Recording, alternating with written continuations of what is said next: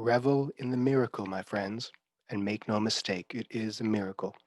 Yes, it's a human fabricated miracle. The arrival of efficacious vaccines against COVID 19 in less than a year since the declaration of pandemic is nothing short of a stupendous and near supernatural achievement. I fully expect a few Nobel Prize nominations to come from this endeavor, and they will be well deserved. Unsurprisingly, almost all the media questions I've been getting these past few days have concerned the vaccine. And while I think most people are pretty clear on what's going on, I thought I would summarize some of the key points in this post. So here we go. What are the various vaccine options? There are literally dozens of vaccine candidates coming down the pipeline. I'm not going to go through each one in detail. Instead, I'm going to focus on the three making the news right now, which which happen to be the ones most likely to get into Canadian arms in the short term. The formulations made by Pfizer, BioNTech, Moderna, and Oxford AstraZeneca. So many conspiracy theories float around vaccine science, mostly having to do with the financial motivations of scientists like me. So let me get this out of the way. Yes, I own shares in both Pfizer and AstraZeneca, amounting to several hundreds of dollars. Yes, that's it. I'm a hundredaire. Impressive, no? I'd intended to buy into Moderna back in February when I first learned of and was impressed by their COVID vaccine platform, but I dragged my feet too long. And I might have done some consulting for Pfizer some decades ago, but I really can't remember. In other words, I have no financial stakes in COVID vaccines. I wish that I did. How do they work? This is the cool part. All vaccines work the same way. They expose your body to a semblance of the pathogen, in this case a virus, to trigger your body to produce antibodies against that pathogen, so that when the real thing arrives, your body will already know how to fight it off. In other words, it's target practice for your immune system. Over the history of vaccinology, we've become more sophisticated in exposing our bodies to such semblances of pathogens. First, we used to actually give people small doses of the actual virus. This is called variolation. In the early days of smallpox immunization, variolation had a 2% chance of killing you, but smallpox itself had a 30% chance of killing you. So it was thought to be a good gamble, though the best gamble is never being exposed to the disease in the first place. We got smarter after variolation and instead attenuated, weakened the pathogen before injecting it into a patient. The oral polio vaccine is an example of a live attenuated virus. It has a small but real chance of actually giving you the disease. One level up from live attenuated vaccines is inactivated or dead pathogens. They can't replicate or infect you. The rabies vaccine is an inactivated one. Then we got smart and looked at ways of introducing a fragment of the pathogen into your cell. This way, your body recognizes the fragment, produces antibodies against it, but cannot be infected by the fragment. All of the COVID vaccines use this approach in some way. They are all focused on introducing your body to the spike protein, a fragment on the surface of the SARS-CoV-2 virus. It's like the license plate of the virus if the virus were a car. You don't need to drive the car to the police station for them to identify it. They just need to see the license plate. The cleverness is in how the vaccine manages to deliver that license plate to your cell, because your body has a myriad of ways to keep things out. Viruses are just as clever at getting things in. Can vaccines be as clever as viruses? The Oxford AZ COVID vaccine delivers the license plate, the spike protein, as a Trojan horse. It uses another virus called an adenovirus, which is like a mild common cold virus, commonly found in chimpanzees. In other words, this adenovirus is highly unlikely to infect people. And if it does, it will give you a very mild cold. But the key thing about this adenovirus is that it has been engineered to deliver a fragment of the COVID spike protein, the license plate, into your cell. It's pretty cool. But the Pfizer and Moderna vaccines are even cooler.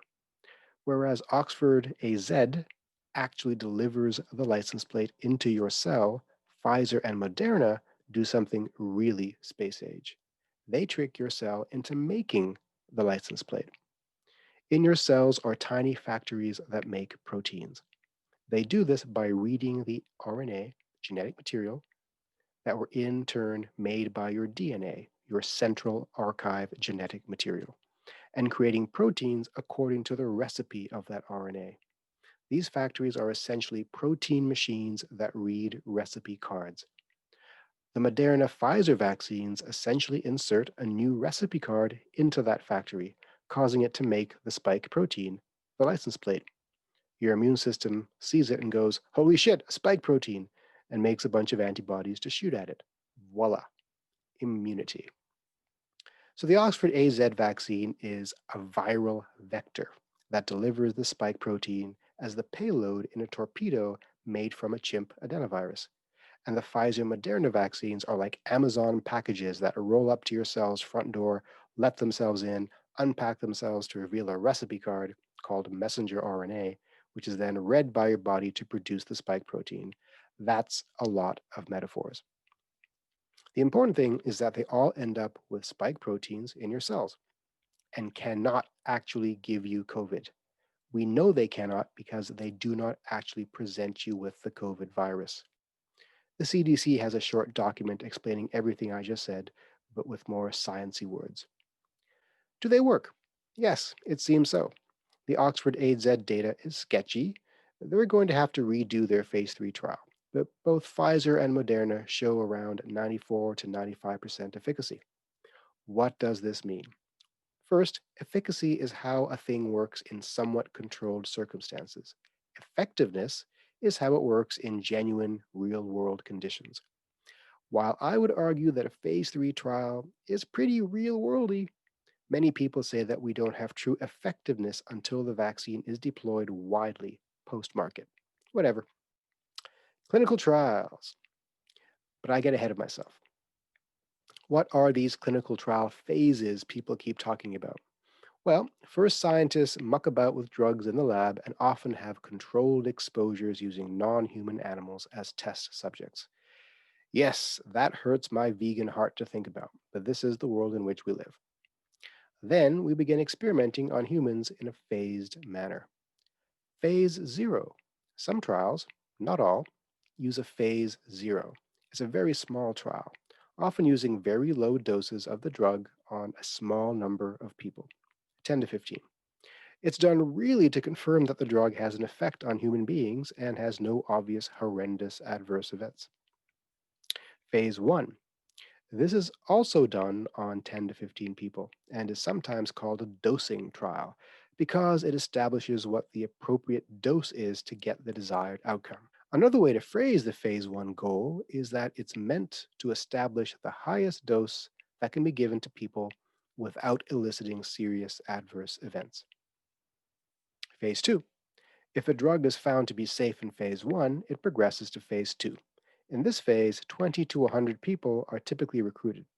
Different arms, groups of the study reflect different manifestations of the therapy, doses, schedules, cofactors, etc. Often, a placebo control is not used in phase 2, but this is not a hard rule. As always, we are looking here for signs of effectiveness and poor safety.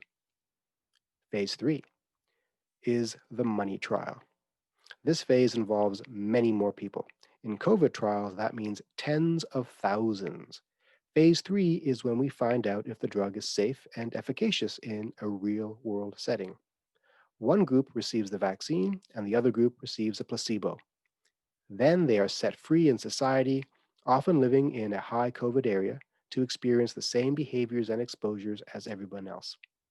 We then wait to see which group is more likely to get COVID. Maybe you've heard of a challenge trial.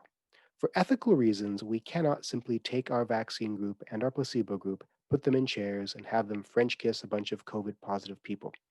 That's what a challenge trial would be, probably minus the French kissing.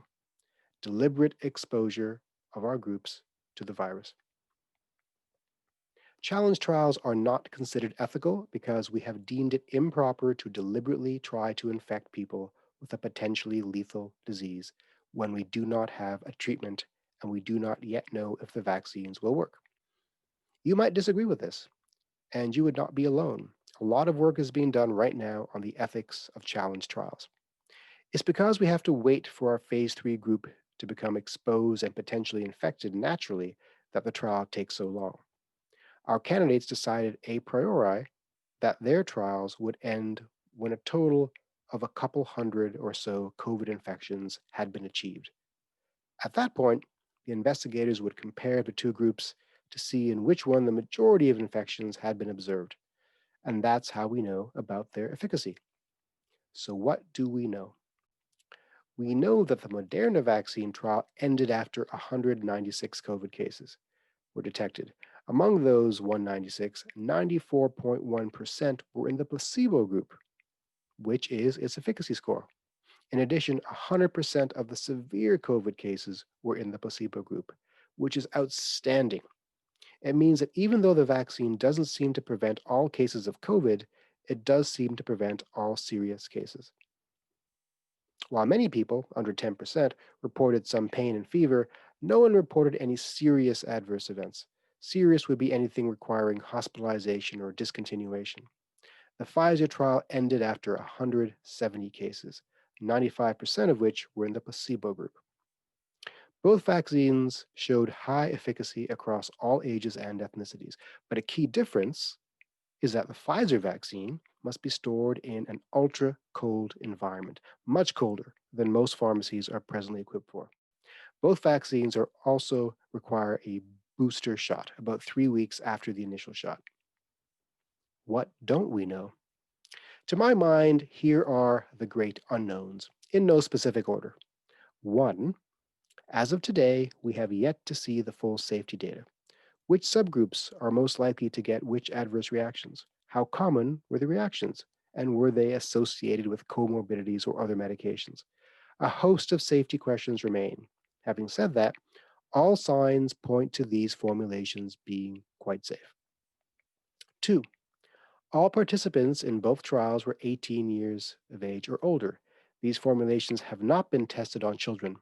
They might be quite soon, but do not expect children to be vaccinated against COVID before the end of next year at the earliest. 3. The efficacy scores are based on reported COVID symptoms confirmed with a PCR test. It is entirely possible that a host of participants were infected asymptomatically and had no reason to then seek PCR confirmation. So all we really know is that the vaccines prevent symptomatic COVID. 4. Related to the above, we don't know if the vaccines confer what we call sterilizing immunity. That's when the virus is prevented from infecting the cells in the first place. All we can really say is that it seems to prevent the symptoms of infection from arising. To my mind, this is pretty important because we don't know if infection, even asymptomatic infection, renders any subtle long term morbidity. 5. Also related to the above, we don't know if the vaccines prevent transmission. Now, this is very important. If the vaccine does not prevent transmission, then its ability to confer herd immunity is impaired. It means we'd likely have to inoculate a lot more people, closer to 100%, to ensure full protection for everyone. This is not a big deal if asymptomatic infection does not confer subtle morbidity, and if all the vulnerable people, at least, are inoculated.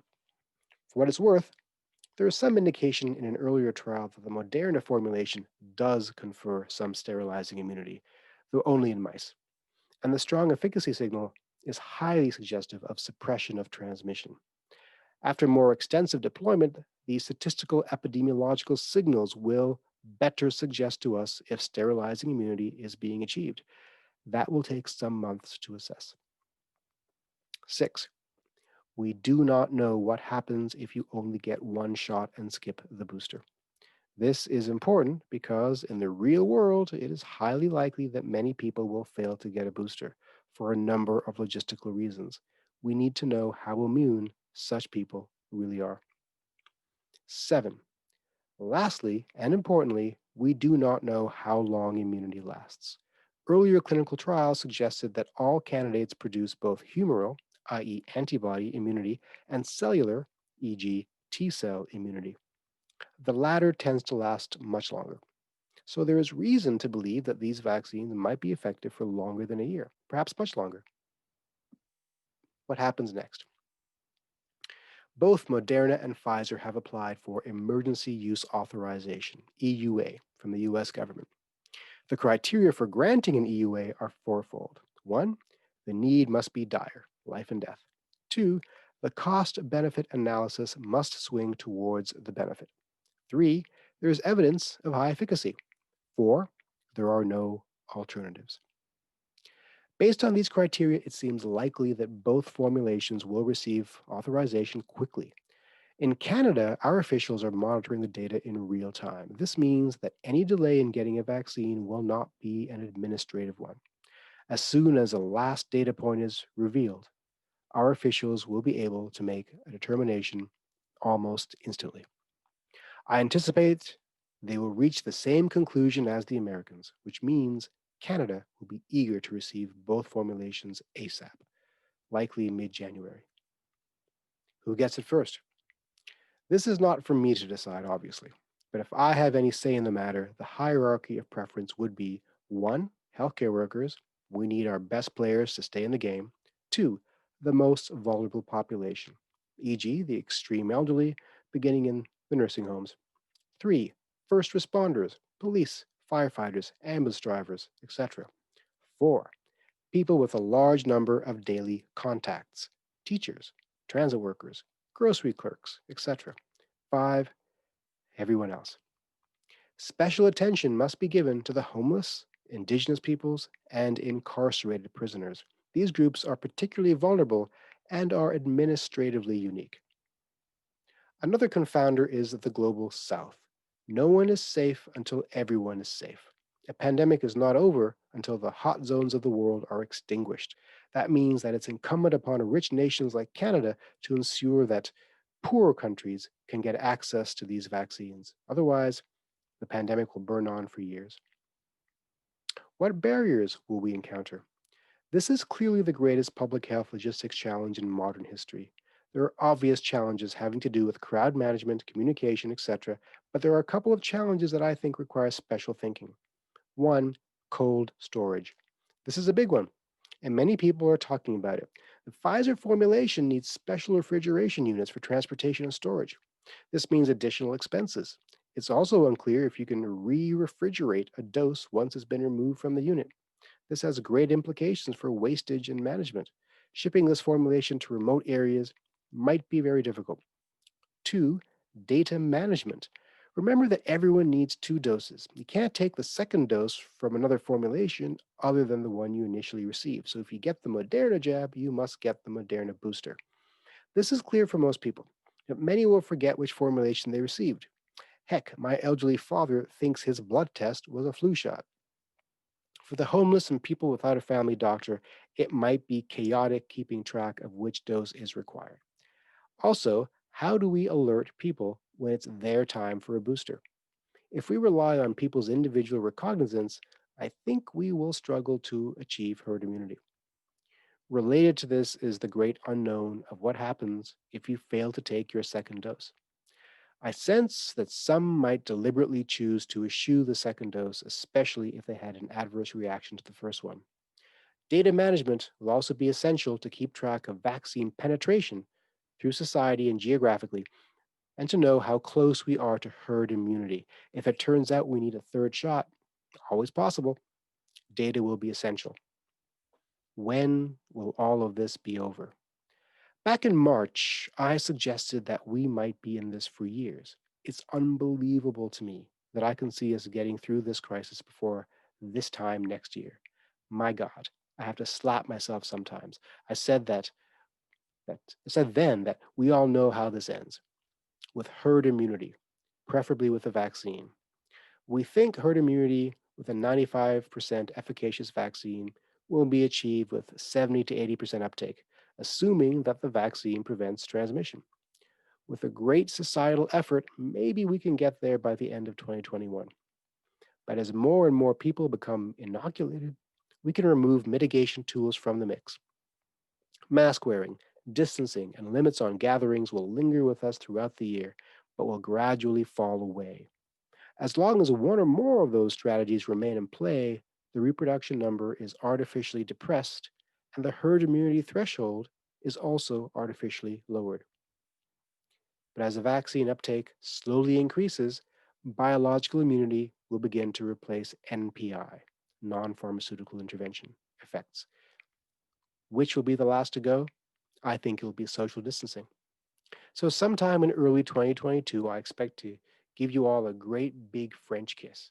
Yes, even you sociopaths who send me hate mail. So, normality? The pandemic is not fully over until the world achieves herd immunity. That means low income countries need the vaccine. They will likely be the last to achieve sufficient penetration. So, international travel will not be back to 2019 standards for some years. But now we can truncate that schedule by hastening vaccine distribution and uptake. Now we have a plan. Celebrate. But first, we must persevere through the long, dark winter.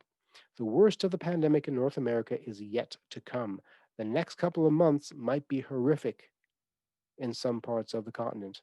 So please do not let the good news of the vaccine distract us from what we must do now to protect each other. As Dr. Fauci said, the cavalry is coming, but that doesn't mean we can stop shooting.